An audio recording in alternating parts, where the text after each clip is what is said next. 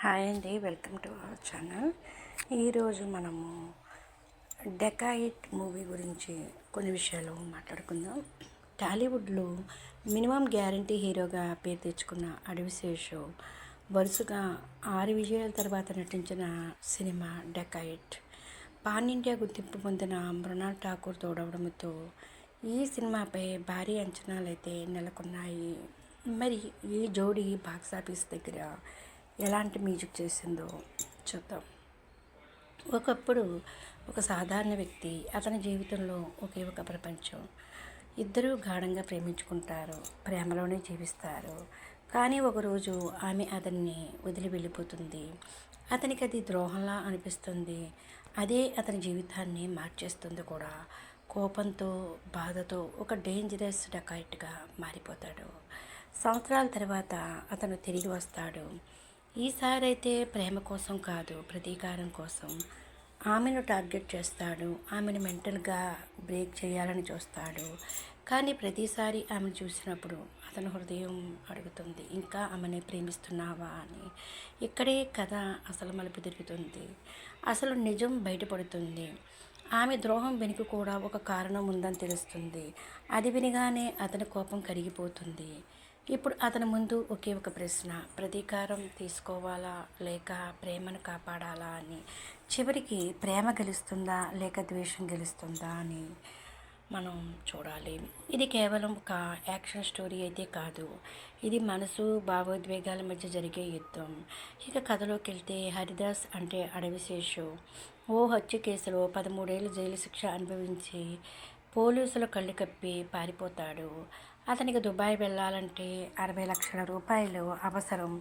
కానీ అతని లక్ష్యం కేవలం డబ్బు మాత్రమే కాదు, తనను జైలు పాలు చేసిన తన మాజీ ప్రేయసి సరస్వతి అలియాస్ జూలియట్ అంటే మృణాల్ ఠాగూర్పై పగ తీర్చుకోవడం. అయితే ఆమె దగ్గరికి వెళ్ళిన హరికి ఓ షాకింగ్ నిజం అయితే తెలుస్తుంది. సరస్వతి భర్త ప్రాణాపాయ స్థితిలో ఉంటాడు. అతని ఆపరేషన్ కోసం ₹1,00,00,000 కావాలి. పగ తీర్చుకోవాలనుకున్న హరి ఆమె అవసరాన్ని వాడుకుని ఒక పక్కా ప్లాన్ వేస్తాడు. ఆ తరువాత జరిగే పరిణామాలు, పోలీసుల వేట, విడిపోయిన ప్రేమికుల మధ్య సాగే యుద్ధమే ఈ డెకాయిట్. ఇది ఎలా ఉందంటే, అడవిశేష్ సినిమాల్లో ఉండే క్లాసిక్ థ్రిల్ కంటే ఇందులో మాస్ యాక్షనే ఎక్కువగా కనిపిస్తూ ఉంటుంది. సినిమా ప్రారంభం నుంచి హీరో జైలు నుంచి తప్పించుకునే వరకు కూడా కథ చాలా వేగంగా సాగుతుంది. ముఖ్యంగా ట్రైన్ యాక్సిడెంట్ సీక్వెన్స్, బ్యాక్గ్రౌండ్లో వచ్చే పాలపిట్టరో సాంగ్ థియేటర్లో విజిల్స్ వేయిస్తుంది. ద్వితీయార్థం కాస్త నెమ్మదించినట్లు అనిపిస్తుంది. హీరో హీరోయిన్ల మధ్య సాగే ఎమోషనల్ డ్రామా కొన్ని చోట్ల బాగున్నా మరికొన్ని చోట్ల పాత సినిమాలను గుర్తు చేస్తుంది. క్లైమాక్స్లో హీరో చేసే త్యాగం మాత్రం మనసుని హత్తుకుంటుంది.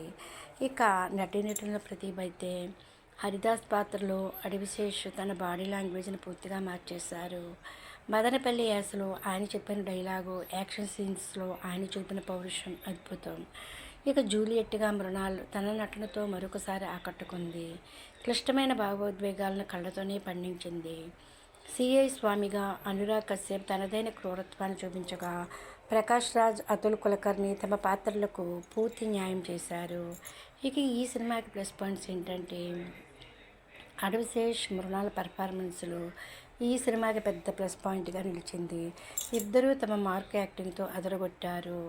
బీమ్స్ మ్యూజిక్తో ప్రేక్షకులను అలరించారు. ఈ సినిమాలో యాక్షన్ సీక్వెన్స్లను ప్రేక్షకులను సీట్ల అంచు మీద కూర్చోబెట్టాయి. మదనపల్లి యాసలో డైలాగులతో అడవిశేష్ అయితే అదరగొట్టాడు.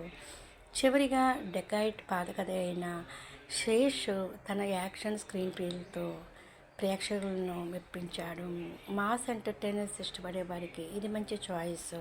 మొత్తానికి ఈ సినిమాతో అడవిశేష్ తన ఖాతాలో మరో హిట్ వేసుకున్నట్లే కనిపిస్తున్నాడు. ఇదండి డెకాయిట్ మూవీ గురించి కొన్ని విషయాలు. Share and subscribe.